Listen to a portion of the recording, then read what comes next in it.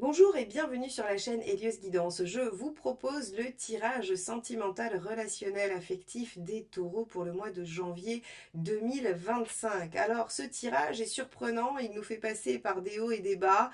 On a des premières impressions, puis ensuite on se dit ah ben non, en fait c'est l'inverse et on finit quand même pas trop mal.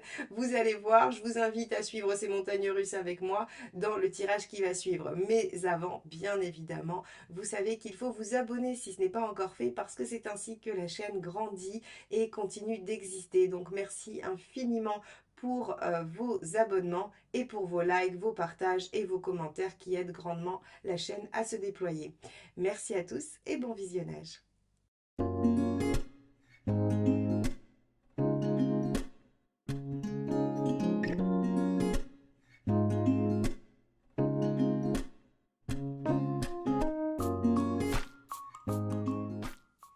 Regardons ensemble quel est l'arcane majeur qui va nous donner la tonalité de ce mois-ci pour vous les taureaux dans la sphère relationnelle, sentimentale, affective. Allez, donc,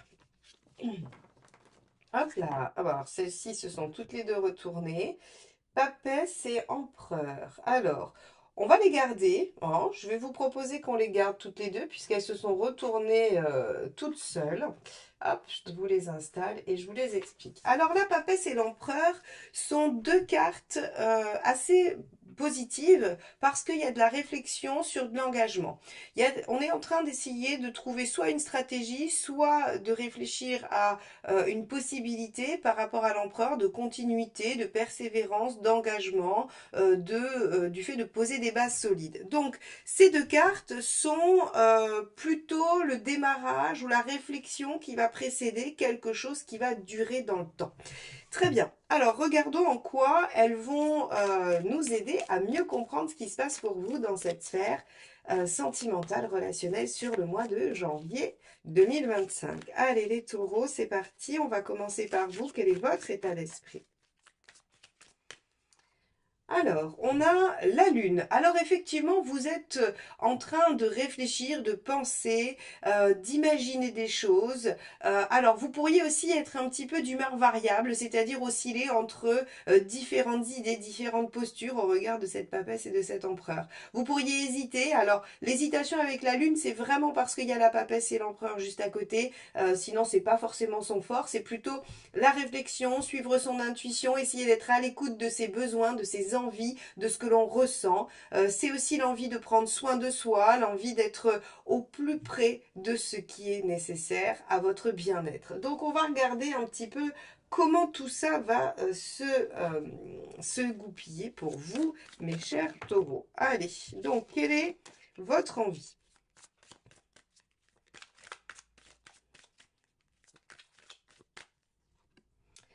Le hiérophante, encore un arcane majeur, hein. Là, pour l'instant, on est sur la lune arcane majeur, le hiérophante arcane majeur. Donc, c'est un mois important pour vous. Un mois durant lequel, probablement, vous allez prendre des décisions importantes pour l'année 2025 parce que vous vous dites que c'est peut-être le moment de choisir une direction, de vous engager dans une voie, de poser les bases de quelque chose. Et le hiérophant, c'est l'envie d'évoluer, l'envie d'avancer, l'envie de passer un cap.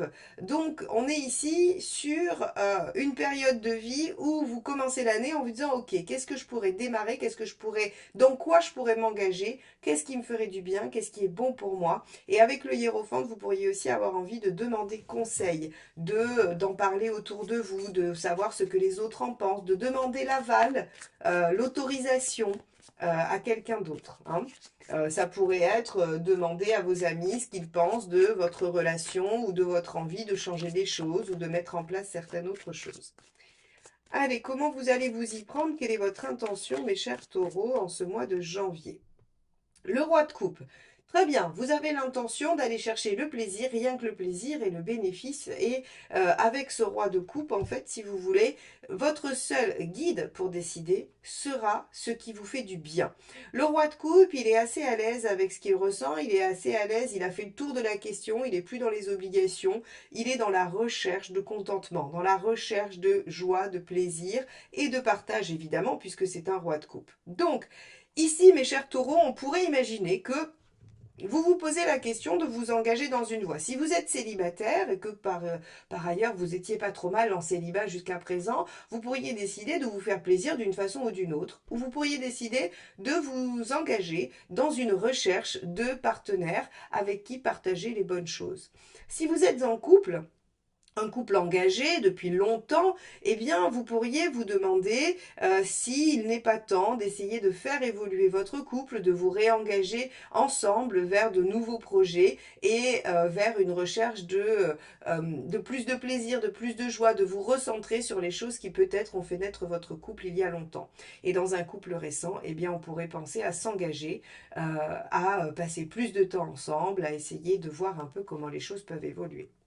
Très bien, on va regarder ce qui pourrait bloquer, mes chers taureaux, dans ces différentes situations.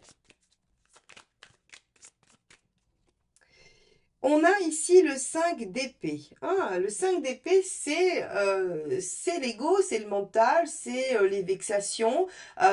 Vous pourriez hésiter parce que la situation vous mettrait en difficulté ou vous auriez peur d'être mis en difficulté ou d'être pris en défaut. Alors, plusieurs explications encore, hein, selon votre situation, parce qu'évidemment, ces cartes ne veulent pas dire la même chose selon votre point de départ. Si vous êtes célibataire, vous pourriez avoir peur de subir des affronts, des refus, et ça pourrait venir malmener votre confiance en vous. Si vous êtes déjà en couple, vous pourriez aussi avoir peur justement que la personne ne soit pas en accord avec vous, ne veuille pas faire les modifications que vous espérez, et ça pourrait vous vexer profondément, et vous avez peur de cette vexation. Et en effet, si vous êtes dans un couple récent et que vous comptez faire une demande d'engagement, quelle qu'elle soit, hein, de vie commune, de présentation aux familles ou de mariage, eh bien vous avez peur du refus. Quoi qu'il en soit, vous avez peur de prendre un affront, vous avez peur de... oui, vous avez peur d'être déstabilisé et d'être peut-être même ridiculisé dans vos demandes. Alors, qu'est-ce qui aide? 4 de coupe. Ok. De peser le pour et le contre et de voir si la situation actuelle finalement n'est pas si voilà, elle n'est peut-être pas si mal que ça. Alors encore une fois, si vous êtes dans le célibat, ben, est-ce que finalement vous pourriez pas attendre ou voir les choses qui se présentent, être plutôt passif dans cette situation et en couple ou ancien ou neuf, essayer de voir un petit peu ce que vous pouvez tirer de la situation sans forcément la faire bouger.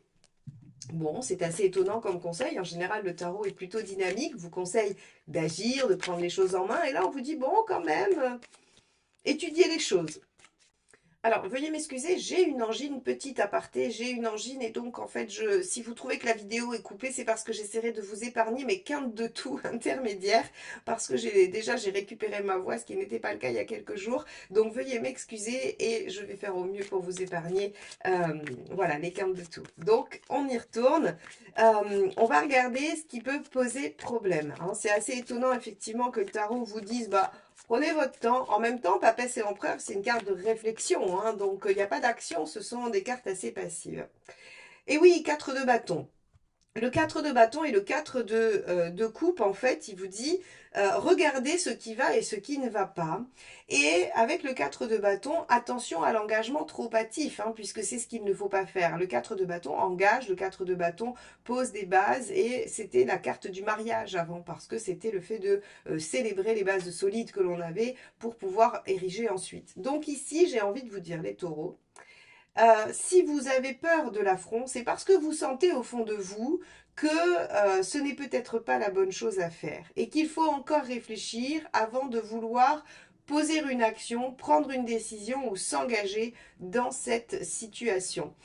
Le tarot vous dit, écoutez, avec le 4 de coupe, il y a deux options. Soit il vous dit, regardez, les choses sont pas si mal, soit regardez les choses qui ne vont quand même pas. Vous ne pouvez pas vous contenter de quelque chose de tiède. Vous ne pouvez pas construire une base solide sur quelque chose qui ne vous conviendrait qu'à moitié. Rappelez-vous que le 4 de coupe, c'est le verre à moitié plein, à moitié vide. Alors certes, il est à moitié plein, mais là, en l'occurrence, j'ai l'impression qu'on attire votre attention sur le côté à moitié vide. Donc, les taureaux, on vous dit très bien, réflexion.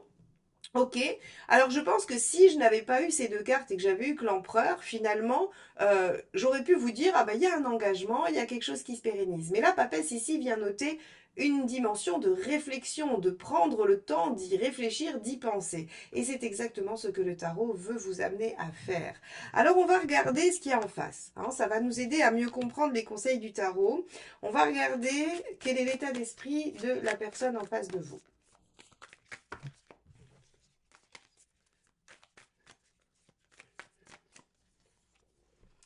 On a un 6 de bâton, on a quelqu'un qui veut gagner, on a quelqu'un qui veut se battre, on a quelqu'un qui veut dépasser les obstacles. Le 6 de bâton, c'est je suis prêt à rentrer dans la bataille et à être victorieux coûte que coûte. Alors, quelle est cette bataille?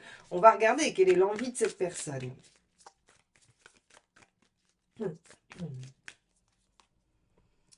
Le roi de coupe, tiens donc, vous aviez le roi de coupe en intention et cette personne a le roi de coupe en envie.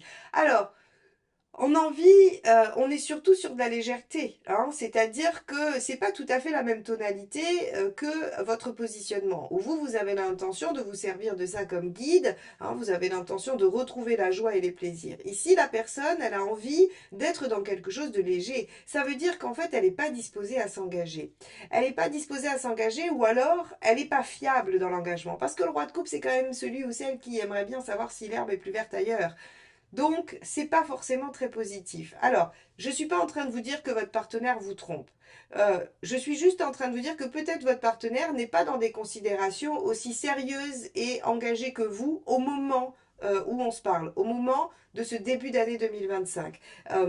Il en faut bien plus pour interpréter une tromperie ou une trahison, hein, bien sûr. Le roi de coupe, c'est juste, j'ai envie d'être dans la légèreté et le plaisir, mais pas forcément l'engagement et le fait que les choses s'entérinent. Donc, célibataire, vous pourriez rencontrer quelqu'un qui ne veut que du léger, que du superficiel. Et pour les autres, vous pourriez avoir quelqu'un en face de vous qui veut simplement être dans le roi de coupe, mais pas dans l'engagement. Ok, voyons voir l'intention de cette personne. Cavalier de denier, de continuer comme ça, de laisser les choses évoluer doucement. Le cavalier de denier, c'est pas le cavalier le plus rapide hein, de la cour, et c'est celui qui fait les choses petit à petit, au fur et à mesure, en son temps. Alors, soit vous avez en face de vous quelqu'un qui aime sa liberté, qui aime se sentir justement libre et non attaché, soit vous avez quelqu'un qui pour le moment a besoin de laisser du temps, a besoin de retrouver le plaisir. Alors là où vous pouvez vous retrouver, c'est sur le roi de coupe, c'est-à-dire que vous pouvez passer des très bons moments ensemble et attendre pour les questions plus importantes. Allons voir ce qui pourrait bloquer. La grande prêtresse. Alors, de mentir, de cacher, de ne pas dire. Hein, parce que là, en négatif, la grande prêtresse, c'est celle qui garde pour elle, c'est celle qui n'explique pas, c'est celle qui ne dit pas. Donc, ce qui pourrait bloquer, c'est les mensonges, c'est les non-dits. Il est complexe votre tirage parce qu'on n'arrive pas trop bien à savoir qui ment à qui. Est-ce que c'est vous qui ne devez pas dire, en tout cas qui devez cacher vos intentions d'engagement ou de pérennité mais on nous dit que c'est pas bon. Est-ce que c'est ce que la personne, c'est les intentions de la personne qui n'est pas bon de vous cacher? Moi, j'aurais tendance à dire qu'en fait, c'est ce qui pourrait bloquer, c'est que vous sentez qu'en face de vous, on vous dit pas tout, ce qui fait que vous pressentez le 5 d'épée, la vexation si vous vous parlez, si vous vous dites des choses. Je pense qu'on est plutôt sur cette tonalité-là. Hein. Bon, allons voir les deux conseils, les deux facilitateurs. Alors, celle-ci, c'est retourner dans le jeu. On va regarder qu'est-ce que c'est. Roi de denier. Ouais. Soyez constant, soyez dans la même dynamique qu'avant, ne changez rien. Hein. Le roi de denier, c'est celui qui change rien puisque tout va bien, puisque tout est déjà établi. Il reste dans sa position. Donc, on vous dit, les taureaux, ce n'est pas le bon mois pour engager quelque chose. Il vaut mieux rester sur du léger et le 5 de coupe. Demandez-vous si ça vous convient. Aïe, aïe, aïe, aïe, aïe. Les taureaux, il va être plutôt judicieux d'activer la papesse que l'empereur. Hein. C'est-à-dire qu'il va vraiment falloir vous poser la question de est-ce que cette situation vous convient, est-ce que cette situation vous va. Encore une fois, le 4 de coupe ici, on vous dit regardez les choses, regardez ce qui va, regardez ce qui ne va pas et essayez d'en tirer une conclusion. Vous avez cette volonté, cette intention d'aller vers le roi de coupe, vers plus de joie, plus de partage, plus de plaisir. Est-ce que c'est avec la personne qui est en face de vous ou que vous allez rencontrer? C'est pas sûr. parce qu'il y a visiblement quand même une dissonance entre vous et l'autre. Alors est-ce que cette dissonance elle est passagère? C'est fort possible. Est-ce qu'elle est fondamentale, structurelle? C'est possible aussi. Ça dépendra évidemment de chacune de vos situations et du degré hein, de la relation qui existe déjà. Allons voir où vous en êtes à la fin du mois, ça pourra nous aider à mieux cerner les choses. Allez. Comment se termine ce mois de janvier pour les taureaux qui étaient dans une dynamique d'engagement, d'évolution, de faire quelque chose de chouette et à qui j'ai l'impression on coupe un peu l'herbe sous le pied. Hein. Allez, comment vous finissez le mois? 10 de coupe, c'est pas mal. Ça veut dire que vous savez exactement ce que vous voulez, où vous voulez en venir, la situation idéale pour vous. Donc la papesse a été positive, ça c'est plutôt pas mal. Et deuxième carte.